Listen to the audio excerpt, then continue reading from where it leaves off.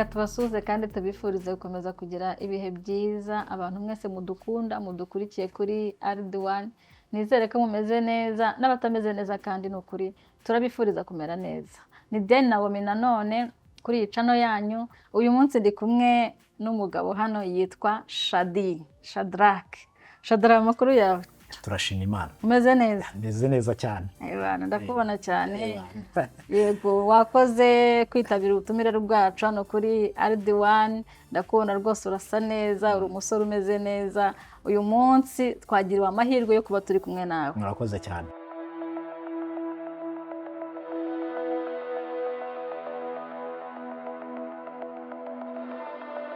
Shadrack hari akantu ushaka kukubaza hano kuri iyi channel tuganira ku bintu bijyanye na societe nyarwanda ukubona utuntu n'utundi ukubona ibintu bimwe na bimwe ariko hari ikibazo ushaka kukubaza ubona ni nk'iyihe mico wowe muri societe ubona ukabona ntago ari sawa ukavuga ariko nk'akantu gahindutse byaba byiza kurushaho ya murakoze cyane kunyakira nishimiye kuba hano imbere ya kamera zanyu ndabashimiye cyane hanyuma ku kibazo mwari mumbajije tujya dukurikirana ibiganiro byanyu kuri iyi channel ibiganiro byiza cyane byubaka umuryango nyarwanda ariko nkuko mwari mumbajije ibintu biri muri societe ubona bitameze neza bigomba guhinduka cyangwa imyitwarire itari myiza ni byinshi uhereye mu rubyiruko mu ngo ariko natangira wenda nkomoza mu ngwa niho mumbajije yego ariko n'ahandi hose duhereye mu ngo hari ibintu ubona bikwiye guhinduka haba ku bagore cyangwa ku bagabo hari ibintu tuyatona ariko wari uzi ko icyo bintu bita nyashi kiri gucibije nyashi muri Kigali ngo harahiye umuntu araviwe yagera ku muhanda akabona nyaje akavuga ati ariko ibi bintu waje cyane abagabo ngo bakunda ibibuno bibamo iki buno sinzi rero ako ka ubundi nkawe banza ko nkanu ngaherewe nkawe uri umugabo tubwire muri nyashi nirire ibanga riri muri nyashi nyashi wenda abantu babona ukuntu ibintu ukuntu gutandukanye ahari ntekereza ko ari ugukunda wa muntu ufatika urimo koko imiterere cyangwa imisusire ye buriya abagabo bakunda ibyo babona bibakurura bakunda umuntu bafata bakumva arimo ubwo rero nyashi icyo nari ndivugiyeho mba mbona nazo niba ari ukuzirarikira nacyo ni ikintu tubagomba cyakagombye kuba gihinduka umuntu akanyurwa n'ibyo yasize iwe cyangwa bo bashakanye imiterere ye hari n'igihe bituma umuntu akurikira icyo kibuno ntarebe umuntu ngarebemo imbere avuga si umuntu afite ihe myitwarire afite izihe ndangagaciro agakurikira ikibuno gusa niba yabonye ikibuno ubwo ni ibyo bindi zaba bireba nyuma buriya ikindi kintu tugomba kumenya ubwo n'urubyiruko ntigeze ko iki kiganiro bazaba bagikurikiranye buriya umuntu arahinduka umuntu niba ushakanye n'umuntu umenya ko azahinduka mu buryo nka 20 iyo umuntu mugishakana muri abajene mariye arahinduka iyo twita arahindura forme yamara kubyara arahindura forme yabyara gatata ahindura forme uwo ni umuntu uzakomeza uhinduka nushaka rero umeze nka wa mujene mugishakana ngo niba ushaka gukomeza kubona ntabwo mwamara n'imyaka 10 akimeze nka kwa kundi hagomba kubaho impinduka icyo kintu abantu bagomba kukimenya gihinduke mu mitwe yacyo ko iyo umuntu mushakanye agenda ahinduka hari akantu wa musaza mpisigeze kuvuga ngo uzashake umukobwa ufite umutima mwiza urumva ntuzashake umuntu ufite isura nziza nyine ugendere ku mutima ntuzarebe isura kuko nukurikira isura hari abantu bagira amasura nyine wenda twese dusa n'Imana ariko hari amasura muri society tuba tuvuga ngo isura rwose umuntu arasa neza ariko nuyikurikira ushaka usanga umuntu ufite isura nziza ku mutima atari ko bimeze kuvuga ngo isura n'umutima bitandukanye afite isura nziza ariko adafite umutima mwiza rero nukurikira isura ushobora kuzayatamo kandi none ikindi umutima w'umuntu wundi ni wewe ntabwo umuntu kuba ari we ari isura ntabwo uciye mu ijambo abagabo tujye dukunda kuganira ntavuga ati ko hari igihe waburira mu mashyi no mu mudiho afazari profite ubonere mu mashyi n'umudiho nuburira ikibazo ko wari ubivuze nibyo ubundi habana kugira ngo ubure byose nibura reba iyo sura nugera bipfa ariko nibura hamwe uburire hamwe ubonera uzagenda mu nzira ukavuga ati uramura afite umugore pe mwiza ariko mu rugo bicika niko benshi babivuga ariko nyine biranagoye imbere h'umuntu ntabwo wahamenya kuko umuntu ni mugari w'Abanyarwanda ariko buriya bishobotse wa mugani w'abo ngabo baba baganira kuburira mu mashyi no mu mudiho ni ibibazo. Bivuga ngo nawe akantu k'isura ukareba isura ko nayo ari nziza. Unaye amatsiko yo kumenya umugore wawe. Mudamu wanjye nimudutumira tuzaza hano nk'umuryango uzamubona. Wenda gusa ntabwo abantu babona ibintu kimwe. Uwo nita mwiza undi si we yita mwiza nawe wita mwiza. Uwo njye nise mwiza ndazana kuri kamera banaga bati pup. Ubwo rero gusa byaba byiza umuntu abonye umutima mwiza niko kumenya bigoranye ariko tuvuze ngo n'isura ntikenewe ntitwaba tubeshya abantu aharira n'agasura ni sawa cyane. Nubyara n'umwana azaba afite agasura keza, icyororo cyanyu kikaba ari sawa cyane. Gusa nyine mwari mukomeje ku bintu bigomba guhinduka muri sosiyete. Hari ibindi byinshi tugenda tubona. Sinzi impamvu ubona mu muryango abantu basa n'abadahuje, umwe ava mu rugo undi agaca aha n'undi agaca aha. Biriya bintu sinzi ikibitera, wenda twaza kubiganiraho. Kutumvikana se tubona abantu ntibahuje, umwe acukwe undi ukwe. Biriya bintu bituma urugo rudatera imbere ko batumvikana. Iyo abantu badahuje buriya se mwapfa gutera imbere mutumvikana? Iyo mudahuje ntabwo mupfa gutera imbere. Abantu bagomba gufatikanya bakazamurana. Ahubwo reka twibaze ngo kuki abantu batumvikana. Ni ikibazo. Hari ijambo nyakubahwa Perezida wa Repubulika aherutse kuvuga, yavuze ngo abantu babana ari babiri, abantu babiri bananirwa kumva. Sinzi iryo jambo nararyumvishe. Mbere y'uko babana baba barumvikanye. Ko kugira ngo babane ni uko barumvikanye ku bana. N'ubundi ariko reka tunaka hano tubyibaze. Ubundi abantu babiri ni iki kinani biba byapfa bipfiranye. Inkomoko y'indero ni ibyo umuntu yamenyereye ku cy'abantu babana mu cyumba kimwe no ku buriri bumwe buriya biterwa. Ni ikibazo ariko njye ntekereza ko haba habuze ni communication. Communication yagenze nabi. Kuko njye numva ko ubundi communication yagenze neza, buri kantu kose mukakaganiraho, kaba gato kaba kanini. Icyo gihe ntabwo mushobora gushyamirana, cyangwa niyo mwashyamirana ntabwo ari ibintu byamara byakururuka ngo bimare. Bibiliya iravuga ngo ukwezi izuba ntirikarenga ukirakaye. Naho mireka nkubaze uvuze communication bituma ngira amatsiko, wenda n'abadukurikiranye baragenda batubwira. Wabwira umugabo wawe ko uvuye wenda i Nyarutarama uhuye n'umuntu mu modoka yaguterese? Yanterese? Iyi nabimubwira. Ni ukuri? Kuntereta njye kuntereta abantu bari ibintu bisanzwe, ahubwo ikibazo kiba njye namushubije iki. Ubwo bamuguti mpuye n'umugabo aranterese ngo umugabo wanjye si ubu yakishimira kuba atunze umuntu badatereta. Batereta nabyo byaba ari ikibazo. Naba ndi mu Muri kuvuga ngo wenda badukurikiranye bakurikiranye ikiganiro ndabizi bazagikurikirana. Ngiye kuntereta ntabwo kumva ko ari ikibazo. Ahubwo ikibazo cyaba kuri njyewe. Witwaye barimo bagutereta. Ese babyemeye? Kuki babyemeye? Wamuha iyo raporo yuko ati ntabihakanye.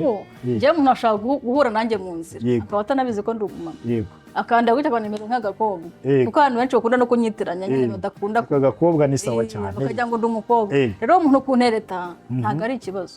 Ahubwo ikibazo cyaba kuri njyewe. Ese nabyitwayemo gute? Ese sinamubeshye ko ndi umukobwa kuko umuntu ashaka kunyitiranya ko ndi umukobwa nanjye ko nkabyemera. Ntabwo ngo ndi umukobwa kandi byahe. Nuvuga ngo umuntu ko approachinze ntabwo ari ikibazo. Aho waruri gerageza uhe communication mu bana kugira ngo rega ntabwo ubundi umuntu wawe muri inshuti banza kugira ngo umuntu mubane mugomba kubanza kukaba inshuti. Iyo umuntu muri inshuti rero uzana n'umuntu inshuti yawe inkora mutima umubwira buri kantu kose ukagenda wenda tujya mugeze mu rugo mwese akavuga ati tuzazi ko nanyuze Nyarutarama nkuko wari ubivuze nkahura n'ikigabo kikantereta mukabivuga gutya muri burage bikaba birarangiye ntanabikomeze ndayumve ko ari ibintu byanjye cyatwaye na nimero zawe cyaguhamagara ukavuga ati dore cya kigabo kirampamagaye reka twumve ibyo avuga ati se aragushakira iki kuko njye nemera ko kuba umuntu yanyatse nimero yego ashobora kuyinyaka agiye no kungirira kandi kamaro ko mu buzima turimo bwa buri munsi ntago ari ugutereta gusa utaziranye se umuntu nkahurira ahantu none se umuntu rega inshuti muhurira ku nzira umuntu mushobora kumenyana gutangira mumenyana bikazarangira havuyemo ikindi kintu kandi cyiza kitari uguteretwa gusa cyangwa muri sanse negative ahubwo ugasanga hari n'akandi kamaro bikumariye kuko inshuti iva ku nzira umuntu muramenyana uyu munsi mugatangira muvugana gake gake bikarangira mubwiye utenda nkora ibi n'ibi urumva mfite YouTube channel nkorera subscribe nshayaringira ugasanga bikubyara umusaruro yego ngiye no kungo mbyumva ni ukuvuga ngo ikintu cyitwa communication y'abantu kominikasiyo abantu babana. Ikindi kandi babane bari inshuti. Apana hari ukuntu cyera umugabo yafatwaga nk'umuntu mbese uri hara hejuru ku buryo no kujya kumubwira ikintu bigorana. Ako Naomi telefone yawe ntabwo irimo password. Oya ntayibamo n'umukobwa wanjye password arayizi nako nta nibamo ariko nanayifite umukobwa wanjye yaba yizi. Ntabwo se ujye ufata telefone umugabo avuga ati ngo uhite wirukira hehe muri message bafashe telefone uhite wirukira kureba chat zawe message ibyo rero byakurwaza umutima ahubwo wahapfira. Bivuze muri bigomba guhinduka yacu uyu munsi mu kiganiro n'ibyo bintu abantu Shadara urebye muri telefone y'umuntu ntabwo waburamo ikintu cyagukomeretsa ntiwakibura. Kuki se kiba icyo ushaka mwari muri inshuti nyine icyo ndi kuvuga ntabwo njyewe ndebamo ariko unarebyemo wihaye kuvuga ngo ugiye kurebamo nuko ntabwo wabura ikintu ntabwo wabura ikigukoraho ngo washungura umuntu we ntabwo yamuburamo inkuba. Umuntu nyine aba ari umuntu kandi ikindi gukomeza iyo kontrole ya cyane niyo yatuma ugira n'umunabi muri wowe kuko ushobora kuba yavuganye n'umuntu biri aho bisanzwe ntabwo avugana nanjye gusa w'igitsina gore afite abandi bantu b'abagabo nako b'abagore bavugana rero ko bavuganye ntabwo ari ibya danje ahubwo bavuganye ibiki we yabyitwaye imbata. Icyo nicyo kibazo bavuganye iki none se buriya nyine mu muryango habera byinshi n'imyitwarire abantu bagira iratandukanye. Ubwo inama dutanze turavuze ngo abantu nibateretwe nta kibazo ahubwo uko bazitwara abantu bareke kwinjira mu mamesaje kwizera. Icyo nicyo cya mbere bizerane wizere umuntu wawe sibyo nimba afashe telefone akaba arimo kuvugana n'umuntu mwizere ko bari kuvugana nyine wizere ko nta kintu kibi yagukorera ngo kiraza amasinde. Oya ariko nabi biradusaba kwizera biravuga ngo nubwo ufite kwizera kungana n'akabuto kasinaye bwira umusozi neza ngo ukarimbuka. Rero ufite urugo utizera umuntu wawe wazarwara umutima warwara pressure rwose wanapfa nta n'iminsi birumaze. Rero icyizere nicyo cya mbere umuntu wawe uramwizera ukizera ko agukunda ukizera ibyo mwasezeranye ukizera ibyo mwavuganye mwemeranyijwe akaba ari byo ugendera ukavuga uti mu gihe nta kibi arangaragariza sibyo mu gihe nta kibi arambwira nubwo abona guca inyuma ariko icyo utazi ntago cyabaye utazi nta gihari nimba umugabo wanyaca inyuma ni urugero sibyo nkaba ntabizi nta byabaye kuri njye nta byabaye pe ikibi ni uko njye nabimenye nta kimenyetso nta buri ikibi ni na wa muntu ubikora anagusuzugura wa muntu ubikora atanabiguhisha akabikwereka yego komana yashaka naguca afashe kukwica mu mutwe ubundi uwo ni wo mubi ariko umuntu ubikora abiguhisha byibuze aba yakweretse kana kubashye yego njye nuko nguko. Hanyuma se umuryango turimo turagenda tuganira nyine bisanzwe ariko twiganira turi muri bihinduka cyane. Njye nkunda gukurikirana ibiganiro byanyu hano mwigisha abapapa abamama ko bagomba kwifata mu ngo zabo ariko buriya umuryango kugira ngo ubeho byanga bikunda bihera mu kijene abantu bagashimana. Ibintu rero njya mbona bigomba guhinduka cyangwa ni uburyo ngarutse ku basore buryo umuryango kugira ngo ubeho abantu bihera barimo barambagizanya. Ubu ubona aba bajene bacu cyangwa abana bacu bari kujya kurambagiza twabagira nama ki hari abantu bivanga mu rukundo hari n'abarambagiza n'abagakurikira ibi bintu cyangwa n'abajya gukora ubukwe ukabona umuntu yipashije muremure ngo runaka yakoze ubukwe nk'ubu nanjye nibwo nshaka gukora akijya muri banki akaka amafaranga. Hari ibintu mu muryango nyarwanda niba dushaka iterambere rigomba guhinduka. Ubundi wowe ubibona uti ibyo bintu byose nk'ibyo mvuze abasore cyangwa se n'abakobwa abantu bose bagiye kubaka urugo barebe nyine bashishoze bitonde ntibafate ibintu bahubutse.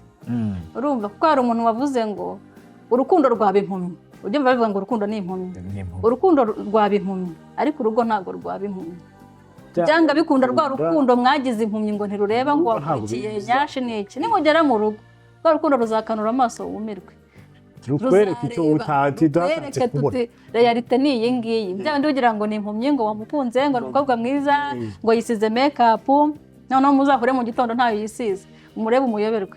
Mu rugo nta mpumyi ihari mu rugo nta yego komana mu rugo nta mpumyi ibintu byose biri clear rwose bigaragara. Rero bashishoze bareke kugendera mu kigari bavuga ngo umuntu namubonye gutya ahubwo shishoza umwige. Hari igihe umuntu abona umuntu menya ari nayo mpamvu ahari ubona ingo z'ubu ziri kugenda zisenyuka cyane, abantu bari kujya bahurira mu modoka mu bukwe samuweya bagahita bashinga ubukwe bagashyiraho poropozo y'ubukwe. Aho guhuriraho ntabwo ari ikibazo, ko umuntu ushobora guhurira aho ari hose mukamenyana, ariko mu bihe igihe cya kintu cyo kumumenya, mu bihe igihe nyine umuntu ubanza umumenye utuntu twinshi, kuko nimba ubanye n'umuntu utazi n'icyo akora ni ikibazo.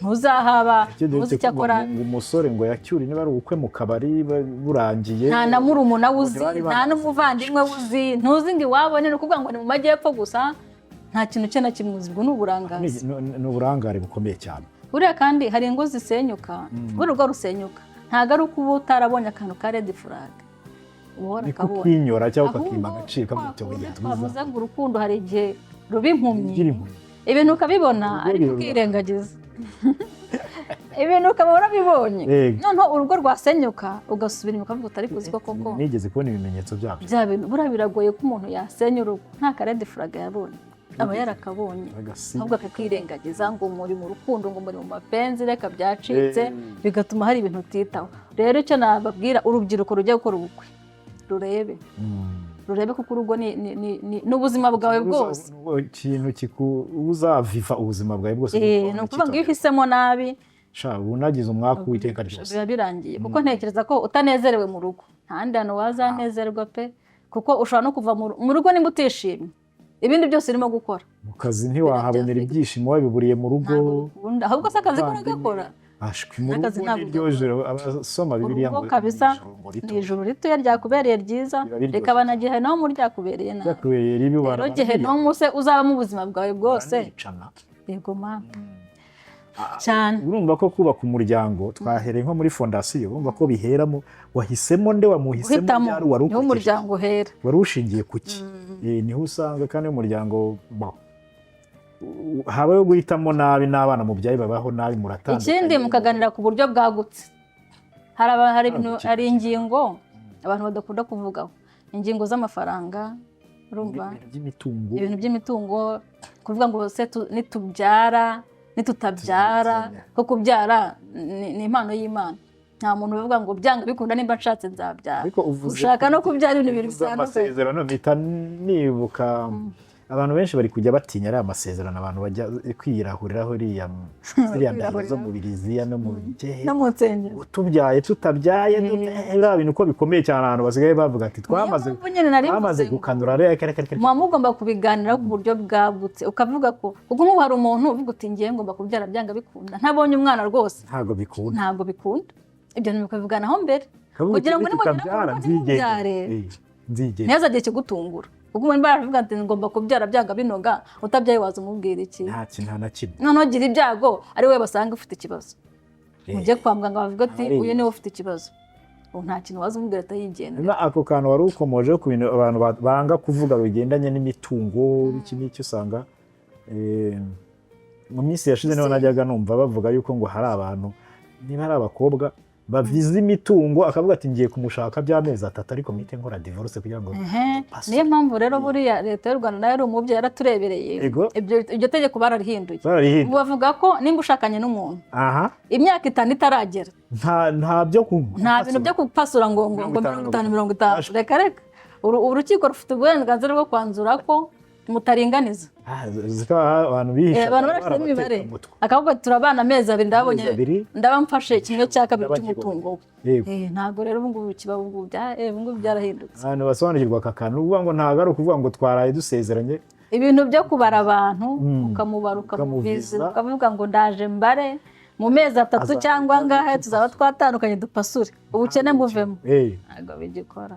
Urumva ko akantu k'abantu baba bagomba abo byahiriye n'ibyo ngibyo abantu bamenye ko ibintu byahindutse. Kandi buriya rero iyo turi mu kiganiro nk'uko ntekereza ko hari abantu bagenda bakuramo ibintu byabo cyangwa by'inyigisho, n'ubundi niyo ntego yacu kugira ngo duhugurane. Nkurikije uko njya mbona ibiganiro mutanga hano, iki kiganiro ndumva kigenda gipika umusimari n'ubundi mu ntego zanyu zo guhugura umuryango. Niyo ntego yacu, na Bibiliya bivuga ngo kubana kwiza no guhugurana. Ufite inshuti ikaba itaguhugura shadara, ukaba ufite inshuti ikakubona ukora ibibi ikakwihorera, uwo nguwo musibe siba pe uhita uvuga uti we nta muntu ukurimo ahubwo inshuti niyo yandi guhugura nubwo ako kanya buriya kenshi umuntu ari mu makosa ntago ayabona ariko inshuti niyo yandi kubwira noneho igihe wazakanguka ukazavuga ati ariko uriya muntu yarambwiye uriya muntu byagikora n'inshuti nziza niko byakabaye turi muri rero bigomba guhinduka ariko hari n'ibintu nyine mu muryango biba bigoranye buriya abantu bashobora gushakana bakundanye za mpinduka zijya ziba twabonye n'ariya amasezerano basezerana hari ukuntu abantu bashakana ibintu bigahinduka nkaba nacika ukuguru ukaba wagira ubumuga budasanzwe ugasanga umuntu yahise abihindura akavuga ati njye ntabwo nkimukunda ndabona atakimeze nk'uko yari ameze cyangwa umuntu akarwara biriya bintu sinzi uko ubibona rero ntago ntekereza ko urwo rwaba ari urukundo ariko bibaho ariko niyo mpamvu nkubwira ngo bibaye umuntu wawe akaguta kubera ko wacitse ukuguru uwo ntabwo aba ari uwawe nta nubwo aba yarigeze agukunda kuko reka ntange nk'urugero nk'ubu tuvuge nturi umugabo ntufite abana umwana wawe wibyariye ikibazo cyose yagira cyose umunambaho cyane niyo mpamvu rero n'umugabo wawe cyangwa umugore wawe mwashakanye mubana umunsi ku wundi mufite ibyo mwemeranyije uko yamera kose pe nta kintu kimwe gishobora gutuma umuvaho umugumaho umunambo w'umuntu wawe nigeze kubona umudamu arimo arira nyira bagenzi ati imana iza kumbabara ntitugire amafaranga yahise atuma umugabo wanjye mubona ngo bivuga ko ngo abagabo ngo uko umugabo azamuka ngo kagenda agafaranga kagwira ngo bagenda batana sinzi niba umugabo umenya afite amafaranga nibwo umenya nimba umugabo ataratunga amafaranga icecekere nta maprofite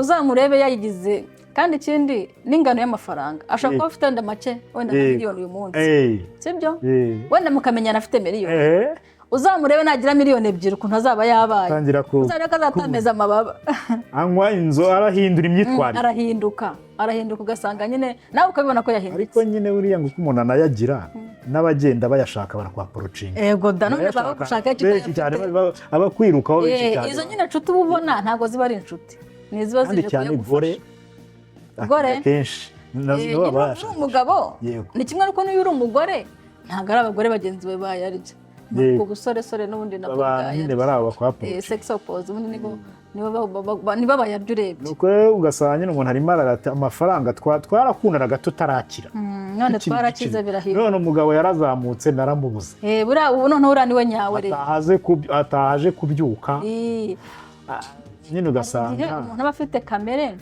ariko iyo kamere ugasanga iri kuryamishwa n'ubukene noneho yakira amafaranga yaza yakamere kavuga uti basi igashisha igahita izamuka rero ubundi uwo nguwo ni we wanyawe rero uwo ni we uwo muba mwarabanye ntabwo aba ari we undi kamere niyo ngiyo kimwe nuko hari n'abantu bagira amafaranga rwose ukabona amafaranga ukamufashije kugwa neza ari gufasha abantu muri famiye cyangwa se n'abandi bose nyine ukabona ayo mafaranga amubereye umugisha none se Naomi ubwo twahereye mu muryango mu buryo bwose bushoboka twahereye abajene barambagizanyije bageze mu rugo ubwo urumva umwe yakize yagiye mu ntera ariko hari n'akageso abagore bakunda kugira cyane cyane iyo bikunda kuboneka umugore yamaze gukira noneho akajya areba bene wabo w'umugabo baje mu rugo umujinya ukamusya akabirukana akagira gute ako kantu buriya nako ntabwo twagenda tutabasoza iki kiganiro tutakavuze ahubwo ngende umva hakurya ngo ubirukane ukize wabirukana ukennye kuko iyo ukennye nta kintu ufite cyo kubaho ariko bivuga ko abagore iyo bakize nyine bareba ikijisho bene wabo w'umugabo baje kuba mu rugo tibaraje bene wabo w'umugabo gusa se bene wabo w'umugore se ab'umugore baba bari ku ibere uzi bene wabo w'umugore bari umunabe cyangwa akagakuru nigeze kumva ngo abantu barahashe umugore n'umugabo barahaha umugabo yavuze ko bagiye kwa nyirabukwe umugore arahaha aruzuza imodoka arayuzuza barinje bakata bajya kwa mama we kwa mama w'umugore ni ukuvuga ngo umugore n'umugabo barahaje urumva umugore asanzwe afata bene wabo w'umugabo nabi yego noneho umugabo amukina imitwe aramubwira tugiye gusura mabukwe ubwo ni nyina umugore yumva ko bigiye iwawe bigiye iwawe arahahira imodoka ararufininze n'akadashoboka aragaga uruba birangije umugabo aratwara abana bari kwerekeza kwande iwabo umugore avuze inda ati kandi tugiye n'ibintu umutima nyine wese kwita ku bintu yaguze aravuga ati nk'ubu ndi mu biki koko nyine urumva sinzi impamvu abagore iyo karagiteri bayigira yo kwikunda kwikubira none se buriya wasobanura ukuntu nakuze mbibona nawe niba barabibonye kuki abara mu kazi ngo bakazana bazira ibyo nawe barabibonye nanjye njya mbyumva wagira ngo birubakitse sinzi impamvu bakuze tubibona muri mu kazi usanga barangana na nyirabukwe biba ari imirire aho bakundana nibo bakeya pe sinzi nanjye ikintu bapfa nabyo buriya byahinduka kuba umuntu ari umugore wa musaza wawe ubundi ni ikibazo ariko ubundi njye numva ko ubundi iyo ukunze umuntu ukunda umugabo yego umuntu washatse wakamukundanye na famiye yiwe kuko ubundi kugira ngo mumenyane aba yarahereye kuri abavandimwe be nibo baba baramenyanye mbere y'uko wowe mumenyane uba waraje nyuma rero abantu bonse ibere rimwe hari n'akandi kantu abantu bajya bavuga ngo yashaka umugabo urumva utagira ababyeyi ariko buri uzarebe umugabo za stress nyine akavuga ati nzashaka umuntu utafite mama ariko uzarebe undi mugabo wita kuri mama we nawe aba yakwitaho nk'umugore we ariko nushaka umugabo utita ku bavandimwe be ntiyite kuri mama we kuri ndakurahisha nawe ntakwitaho uzambwira ntabwo bishoboka umuntu utarakunze mama we wamubyaye mu nda sibyo ntakunda abavandimwe bonse ibere rimwe babanye kuva bayeho wowe yakwitaho gute akumenye ejo bundi impuhwe ze ziba ari nkeya muri bo nyine bigaragaza ko nta mpuhwe afite nta rukundo afite bigize rero umuryango n'ibibazo biwurimo n'ibigomba guhinduka ari byinshi nk'uko twagiye tubiganiraho duhereye mu bujene mu myubakire byose biba ari byinshi ariko hano rwose nashimye ukuntu umuryango mwiteguye kuwubaka kandi nashimiye ko nkadutumiye tukagira ibyo tuganira ku bintu byinshi bitandukanye ndahamya ko hari abantu benshi bazagira niyo ntego yacu ni ukuri niyo ntego yacu ni ukubaka umuryango nyarwanda sosiyete nyarwanda tuvuga ibintu byubaka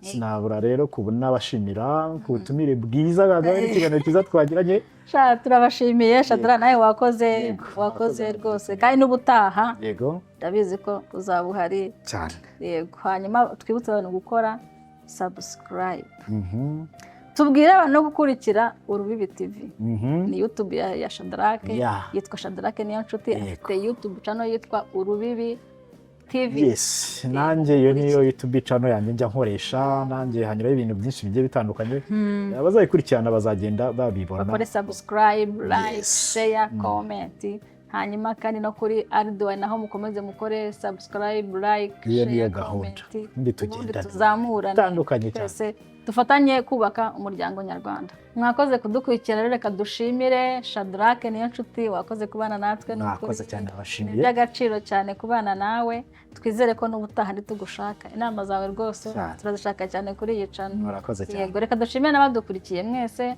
tubasaba gukora subscribe ni ukuri ikiganiro mu gisharinge kigere kuri benshi batandukanye kugira ngo dukomeze kwaguka ko intego yacu ni ukubaka sosiyete nyarwanda mukore like share comment byose ni ingenzi kuri twebwe no muri comment mujye munyandikira mumbwire mutwenda wakongeramo iki washyiramo iki inama zanyu ni ingenzi n'akantu k'agacarenje kubona katagenze neza nako wajya ukatubwira kugira ngo tugire icyo tugakoraho tugahindure nicyo tubereyeho no kubaka umuryango nyarwanda mwakoze kudukurikira mwese rero ikiganiro nakagaruka bye bye